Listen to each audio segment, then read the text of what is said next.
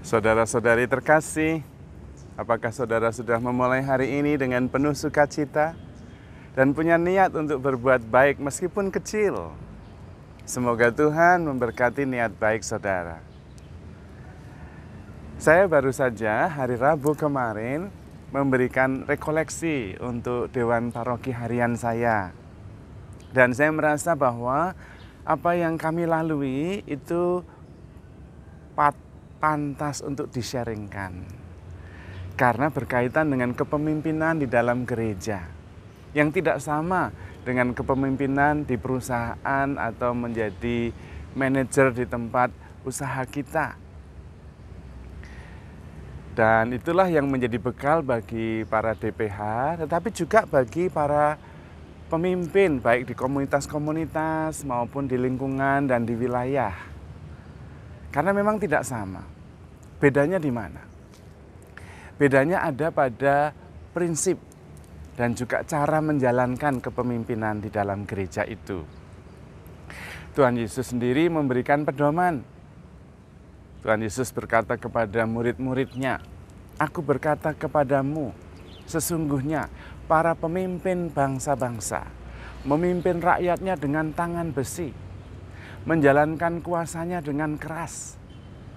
Tetapi tidaklah demikian hendaknya dengan kalian. Barang siapa mau menjadi pemimpin, hendaknya menjadi pelayan.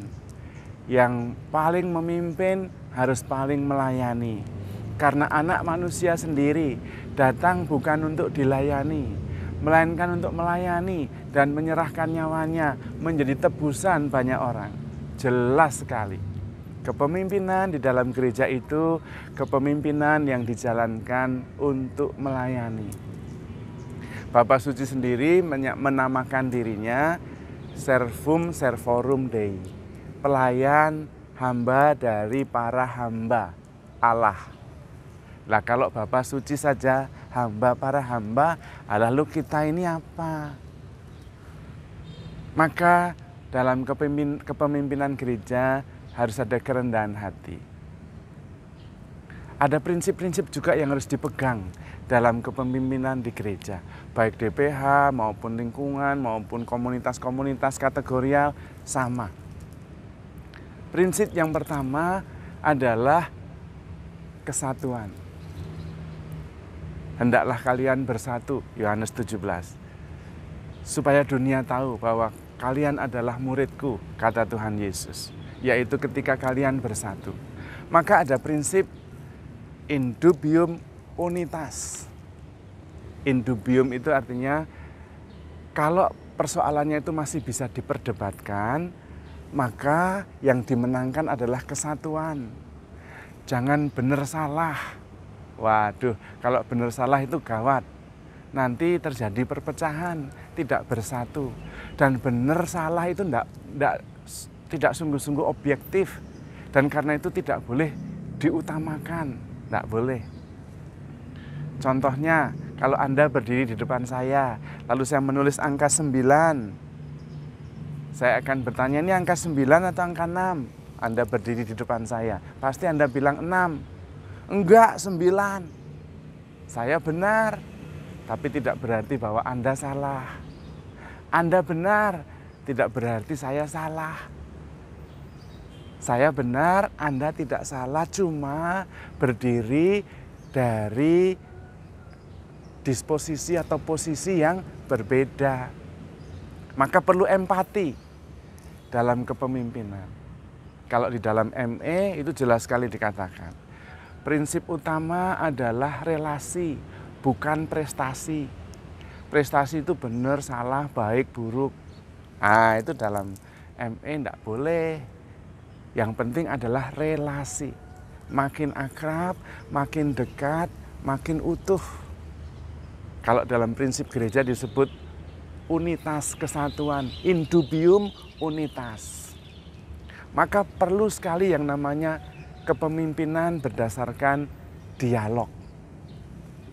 Nah, kita harus tahu beda antara dialog dan debat. Kalau debat itu yang penting benar, yang penting itu menang, yang lain salah, itu debat. itu tidak boleh di dalam kepemimpinan gereja. Baik dalam dewan paroki, lingkungan, wilayah maupun komunitas kategorial. Karena ketika kita berdebat, itu berarti kita mengutamakan prestasi. Baik, buruk, benar, salah. Nanti korbannya relasi, ada yang sakit hati. Wah, habis jadi pengurus lingkungan malah sakit hati. Habis jadi pengurus legio malah sakit hati. Habis jadi pengurus KMKS malah sakit hati. Itu berarti keliru. Menjalankan kepemimpinannya secara salah. Perlu menjalankan kepemimpinan seperti Yesus. Dalam Filipi bab 2 ayat 5-11 dikatakan, hendaknya kalian dalam hidup bersama mengenakan apa yang ada dalam pikiran Kristus. Apa itu pikiran Kristus? Meskipun berwujud Allah, dia tidak menganggap kesetaraannya dengan Allah sebagai milik yang harus dipertahankan, melainkan merendahkan diri menjadi manusia dan kemudian menjadi korban. Jalannya turun terus itu. Nah, itu yang harus dipegang dalam hidup bersama. Hidup bersama itu bagaimana? Ya, dalam dewan paroki, dalam pengurus lingkungan, dalam pengurus komunitas-komunitas. Jalannya harus turun. Harus makin melayani, bahkan menjadi korban. Maka prestasi bukan segalanya. Malah kadang-kadang prestasi itu bisa menghancurkan relasi. Termasuk juga dalam relasi suami istri. Kalau berdebat, berantem, jangan masalah benar salah. Enggak penting. Yang penting pasangan merasa dimengerti, merasa dicintai, merasa dihargai, itu yang penting. Tapi Romo, kan kita harus mempertahankan kebenaran. Alah, kebenaran itu subjektif. Anda benar, boleh, tapi jangan memaksa yang lain. Karena bisa jadi yang lain juga benar. Anda benar, yang lain juga benar. Tadi contohnya angka 9 itu. Maka kebenaran itu kalau masih bisa diperdebatkan, stop. Utamakan kesatuan. Utamakan relasi. Jangan prestasi, benar salah itu menghancurkan. Anda tidak Katolik kalau mengutamakan prestasi lebih daripada relasi.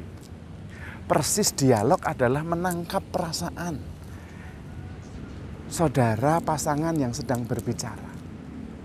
Dialog pertama-tama adalah memahami, berempati terhadap posisinya, bukan memaksakan apa yang saya yakini sebagai benar.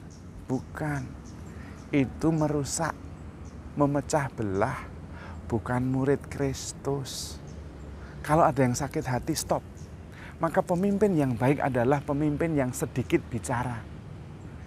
Karena ternyata dalam komunikasi yang membuat orang lain mengerti itu pertama-tama bukan kata-kata. Kata-kata itu hanya 7%, kurang dari 10%. Yang lainnya adalah bahasa tubuh, perasaan, emosi, empati, membuat orang lain mengerti. Maka pemimpin yang baik tidak banyak omong. Ki Hajar Dewantara justru menunjukkan dengan sangat jelas. Pemimpin itu mempunyai 3 posisi. Kebanyakan tidak berkata-kata. Engarso sung tulodo, di depan memberi contoh. Bukan kata-kata, tapi tindakan. Memahami, mengerti, contoh, tindakan, memberi teladan. Ing madya mangun karso, di tengah membesarkan hati, menghibur, menyemangati. Tuturi handayani, di belakang memberi semangat, mendorong, memotivasi, memfasilitasi supaya maju semua, maju bersama. Tuh. Kalau kita berkata-kata, katakanlah yang membesarkan hati. Katakanlah yang menyatukan. Katakanlah yang mengungkapkan bahwa kita memahami, mengerti saudara-saudara kita, pasangan kita, anak buah kita. Kalau di gereja itu saya tidak senang menggunakan kata anak buah. Saya senangnya menggunakan tuan buah saya. Karena saya melayani bukan anak buah tapi tuan. Nah, dan dalam prinsip gereja kita harus melihat dalam diri sesama orang yang kita layani Tuhan Yesus sendiri. Kita harus belajar dari Ibu Teresa dari Kalkuta. Ketika ada seorang wartawan yang menanyai Ibu Teresa, yang melihat Bu Teresa itu melayani orang miskin itu begitu penuh cinta. Padahal orang miskin itu kotor, bau, terluka, busuk. Tapi Ibu Teresa itu begitu menikmati sepertinya. Lalu wartawan itu tanya, Ibu Teresa, saya itu kagum dan heran. Kok bisa Ibu Teresa itu begitu mencintai orang miskin, begitu menikmatinya? Ibu Teresa mengatakan, siapa bilang menikmati? Saya tidak menikmati orang miskin dan kemiskinan. Saya menikmati melayani Yesus. Kalau melayani orang miskin, menikmati bagaimana merawat orang miskin, Anda tidak akan bertahan. Tapi kalau merawat dan menikmati merawat orang Yesus, Anda bertahan. Intinya adalah dalam memperlakukan sesama, lihat Yesus yang ada di sana. Barang siapa kamu melakukan sesuatu sekecil apapun terhadap saudaraku yang paling hina ini, kamu melakukannya untuk aku. Nah, maka prinsip-prinsip itu perlu dipegang. Supaya kita bisa sungguh-sungguh menjadi pemersatu. In dubium unitas. Tetapi yang penting in unum caritas. Jangan sampai karena prestasi benar lalu tidak menunjukkan cinta kasih, malah melawan cinta kasih. Keliru. Berdebat, merasa bangga karena menang dan benar, tapi lawan berdebatnya sakit hati. Lah mau cari apa? Wong kita melayani kok malah membuat sakit hati. Atau kita sendiri sakit hati. Ya ndak ada poinnya. Kita harus meneladani Yesus. Mengutamakan kesatuan, pengertian, kasih. Ya itu. Kalau bisa itu merangkul. Wong satu saja hilang dicari. Jangan sampai malah kita yang ada suruh pergi, ya kleru. Bukan murid Yesus. Maka kita harus belajar bagaimana bisa menjalankan kepemimpinan di dalam gereja sebagai kepemimpinan yang melayani, yang memahami, yang menyembuhkan, yang menyatukan. Karena kita semua begitu dicintai oleh Tuhan. Utamakan relasi lebih daripada prestasi. Utamakan dialog lebih daripada debat. Utamakan melayani lebih daripada dilayani. Karena kita begitu dicintai oleh Tuhan. Dan dalam semuanya itu, handle yourself with care because you are loved. Tuhan memberkati.